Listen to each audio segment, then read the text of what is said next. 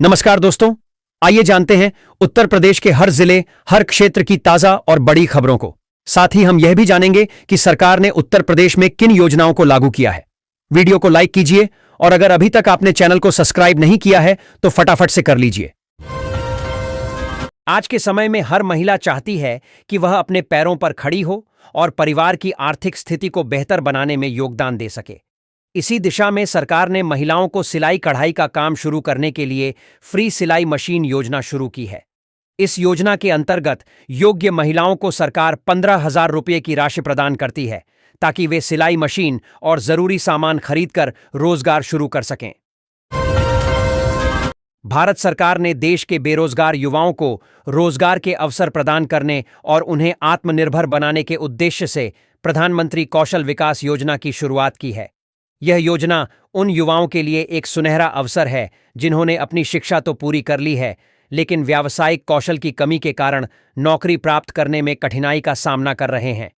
इस योजना के माध्यम से सरकार युवाओं को विभिन्न क्षेत्रों में निःशुल्क प्रशिक्षण देती है और साथ ही प्रशिक्षण अवधि के दौरान प्रतिमाह 8,000 रुपये का स्टाइपेंड भी प्रदान करती है।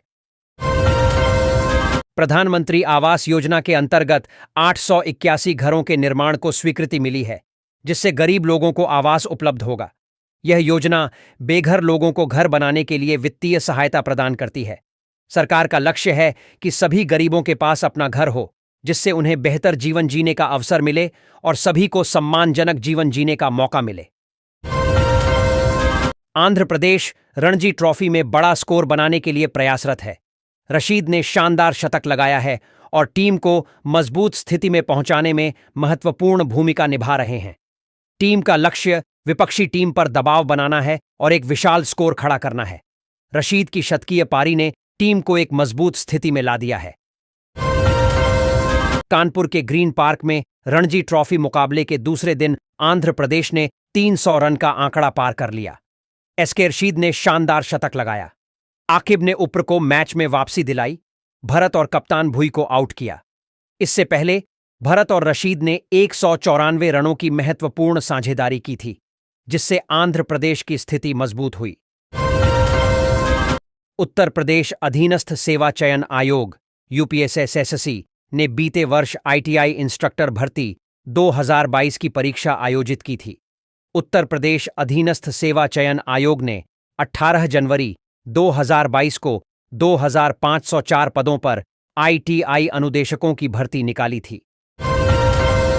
अभ्यर्थियों के शैक्षणिक और अन्य प्रमाण पत्रों का सत्यापन 30 अक्टूबर से 7 नवंबर तक किया जाएगा।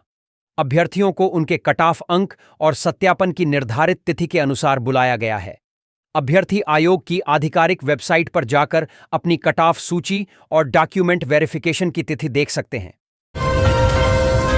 उत्तर प्रदेश में गलियों की संपत्ति के लिए अब मुख्य सड़क का सर्किल रेट नहीं देना होगा। सरकार नियमों को सरल करने जा रही है, जिससे संपत्ति के मूल्यांकन में पारदर्शिता आएगी। नए नियमों के अनुसार गलियों की संपत्ति का सर्किल रेट मुख्य सड़क से कम होगा। सरकार संपत्ति के मूल्यांकन और पंजीकरण की प्रक्रिया को भी सरल बनाने पर विचार कर रही है। इससे भ्रष्टाचार पर अंकुश लगेगा।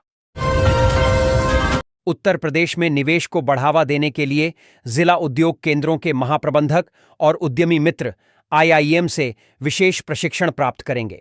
इन्वेस्ट यूपी द्वारा तैयार इस कोर्स में निवेशकों के साथ संवाद स्थापित करने, विदेशी निवेशकों को आकर्षित करने और सरकारी योजनाओं की जानकारी देने जैसे विषयों पर प्रशिक्षण दिया जाएगा। मुख्यमंत्री योगी आदित्यनाथ ने इस प्रस्ताव को मंजूरी दे दी है। दीपावली के बाद प्रशिक्षण शुरू होगा। मेरठ में धनतेरस और दीपावली के त्योहारों के मद्देनजर यातायात पुलिस ने 16 से 23 अक्टूबर तक रूट डायवर्जन लागू किया है। शहर में भारी वाहन और बसें प्रतिबंधित रहेंगी। साथ ही बाजारों में चौपहिया वाहनों का प्रवेश भी बंद रहेगा। रोडवेज बसों के लिए विशेष मार्ग निर्धारित किए गए हैं। कई मार्गों और बाजारों में वाहनों के आवागमन पर रोक रहेगी, जिसका उद्देश्य त्योहारों के दौरान यातायात व्यवस्था को सुचारू बनाए रखना है। समाजवादी पार्टी ने कर्मवीर गुमी को मेरठ का जिलाध्यक्ष नियुक्त किया है। यह कदम भाजपा के मजबूत जातीय समीकरण को चुनौती देने की रणनीति का हिस्सा है। सपा गुर्जर वोटों में बड़ी सेंध लगाकर पश्चिम उत्तर प्रदेश में अपनी पकड़ मजबूत करना चाहती है। कर्मवीर गुमी की नियुक्ति भाजपा और रालोद गठबंधन के जवाब में सपा की रणनीति भी है। राज्य में 12,000 से अधिक अपात्र राशन कार्ड धारकों की पहचान हुई है, जिन्हें अब सरकारी राशन नहीं मिलेगा। खाद्य एवं आपूर्ति विभाग ने सत्यापन के बाद यह निर्णय लिया।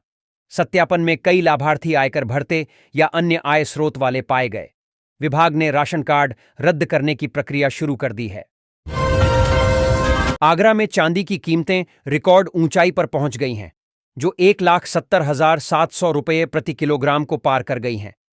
धनतेरस से पहले बाजार में अस्थिरता है। डिलीवरी में देरी और उपलब्धता की कमी के कारण बुलियन बाजार में मांग बढ़ गई है। विशेषज्ञ अगले 5 वर्षों में चांदी की कीमतों में और वृद्धि की उम्मीद कर रहे हैं, जिससे त्योहार से पहले बाजार में उलझन की स्थिति है। प्रयागराज के लोगों के लिए खुशखबरी है। नवंबर से 50 नई सीएनजी बसें शुरू होंगी, जो शहर को लखनऊ, कानपुर, वाराणसी और गोरखपुर से जोड़ेंगी। इन बसों के आने से पुरानी डीजल बसें हट जाएंगी, जिससे प्रदूषण कम होगा। यात्रियों को आरामदायक सीटें और वाईफाई जैसी सुविधाएं मिलेंगी। यह सेवा नवंबर से शुरू होगी।